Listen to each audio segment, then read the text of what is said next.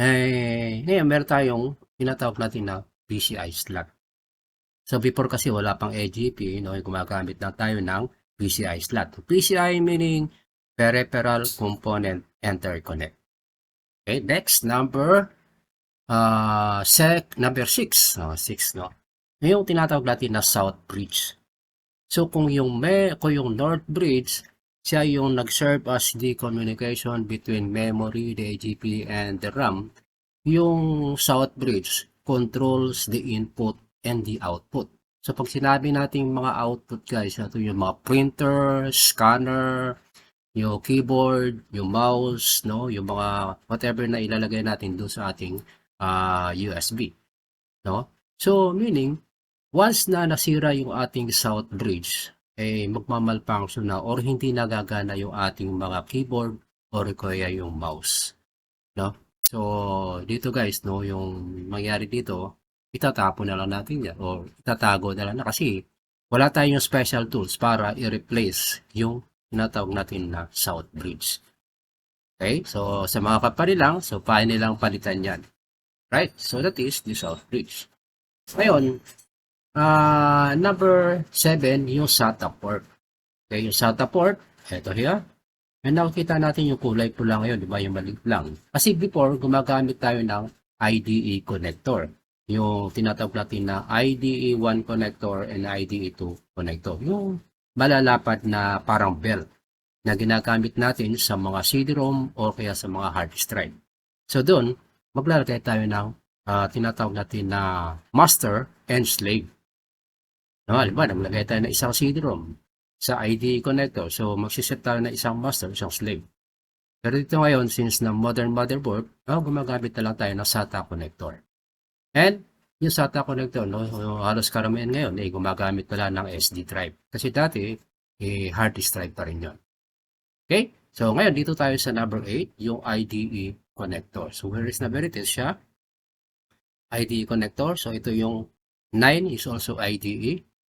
No? So, yung 9 is the floppy. IDE means dito tayo naglalagay ng ating hard disk drive. Okay? And number 9, ito yung floppy connector. No? Kasi, nung time na yun, uso pa rin yung, yung floppy connector. Yung gumagamit tayo ng floppy disk. Before kasi, pag nag-install tayo ng mga motherboard, install tayo ng operating system. Like for example, the Windows 8, now we are using the floppy disk. Pero siyempre ngayon, obsolete na, phase out na, kahit yung IDE connector, so hindi na tayo gumagamit ngayon. But still, minsan sa mga motherboard, nakakita pa rin tayo ng mga IDE connector, tsaka yung mga floppy connector. Okay, so next tayo is the 24 pins. So 24 pins ATX power connector, ito siya, sa number 10.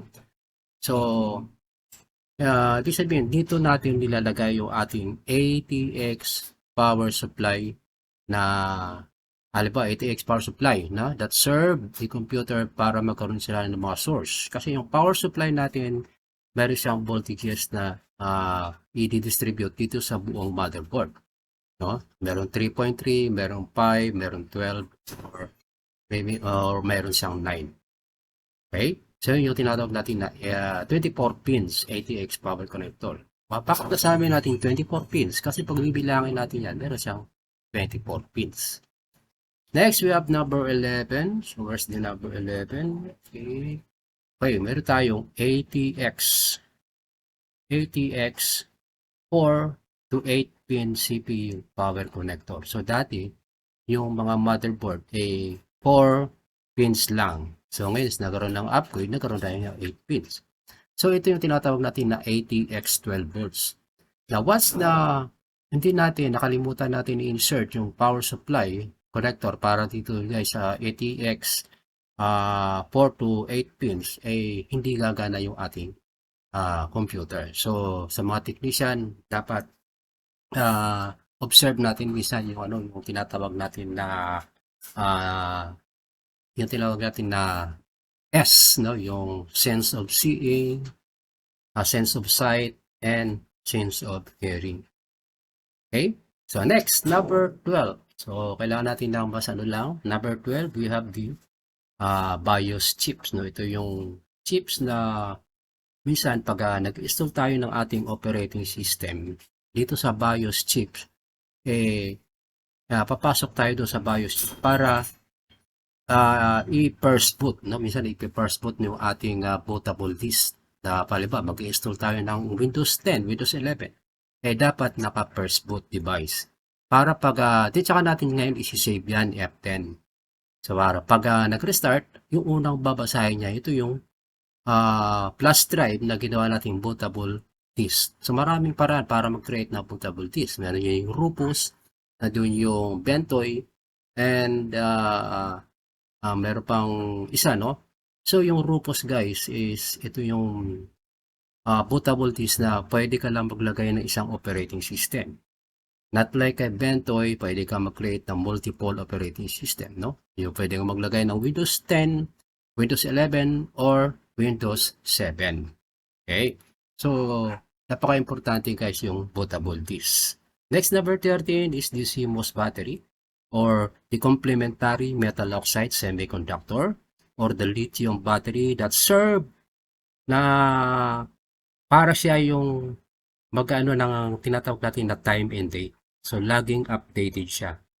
No? Ibig sabihin, kahit na 1 month natin hindi ginamit yung ating computer system, once hindi siya nalolobat, updated pa rin yung bibigay niyang date and time. So, nagtatrabaho lang siya guys kapag naka-power off yung ating system. So, alam po, isang buwan natin siya yan.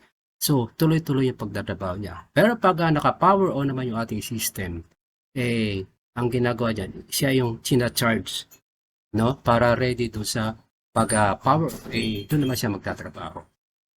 Okay, number 14, the USB headers. Number 14, nasa by 14, ito siya. Okay, then number 15, the front panel. So, where's the number 15, the front panel? Ito yung mga ano yung tinatawag natin na reset, no? Yung start button, no? So, lahat yan. Nilalagyan natin ng ano papunta doon sa switch. Okay, power switch or reset button. And number 5, yung rear input and output. So, dito natin makikita yung mga USB, ito yung mga VGA port, the serial port, the parallel port, the keyboard port, and the mouse port, and also the sound port. Natin yung microphone and the sound. Okay? So, that is the main function ng motherboard, no? Yung different parts na naka-label ngayon dito. So, actually, meron pang mga kulang dito. Actually, meron pa rito ano yan, itong part na to. Ito yung tinatawag natin na controller. Na siya yung nagko-control, siya yung nagdi-distribute ng different voltages na kailangan ng motherboard. So next natin, i-discuss natin ano nga ba yung parts na yan. Ano yung mga capacitor? Kasi meron pang mga capacitor yan. Ano yung mga functions? Okay? So, that's all guys, and thank you for watching. So, that will serve you as your guide, no, para mapanood nyo yung ating mga discussion during dito sa face-to-face natin. Okay, thank you very much and see you in my next tutorial. So, bye-bye.